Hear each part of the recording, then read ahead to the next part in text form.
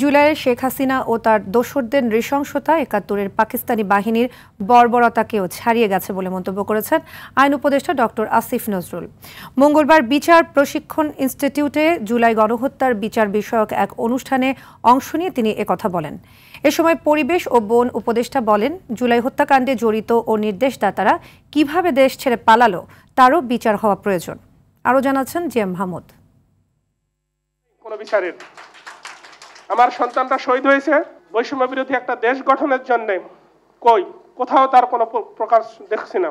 জুলাই গণহত্যার বিচার নিয়ে এভাবেই অভিব্যক্তি জানান শহীদ পরিবার। মঙ্গলবার রাজধানীর আইন প্রশিক্ষণ ইনস্টিটিউটে জুলাই গণহত্যার বিচার, আলোচনা ও তথ্যচিত্র প্রদর্শনের আয়োজন করে আইন, বিচার ও সংসদ বিষয়ক মন্ত্রণালয়।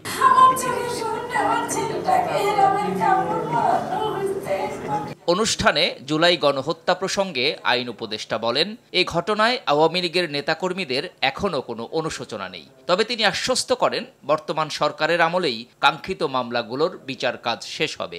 শেখ হাসিনা এবং তার দোসররা যেই অপরাধ বাংলাদেশে করেছে, আমি আমার মনে 1971 সনে পাকিস্তানি বাহিনী এত জঘন্য অপরাধ করে নাই।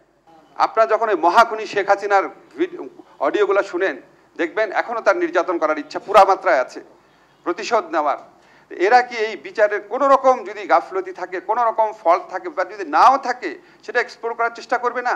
এ সময় পরিবেশ, বন ও জলবায়ু পরিবর্তন এবং প্রাণী সম্পদ মন্ত্রণালয়ের উপদেষ্টা সৈয়দা রিজওয়ানা হাসান বলেন, জুলাই গণহত্যার বিচার দ্রুত শেষ না হলে বিচার বিভাগের প্রতি মানুষের আস্থা নষ্ট হবে।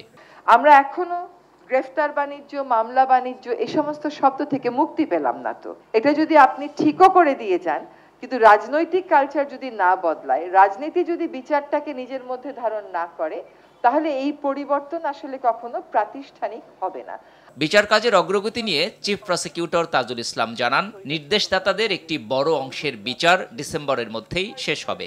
অনুষ্ঠানে অংশ নিয়ে সরকারের বিভিন্ন কর্মকাণ্ড নিয়ে প্রশ্ন তোলেন আমার দেশ সম্পাদক মাহমুদুর রহমান।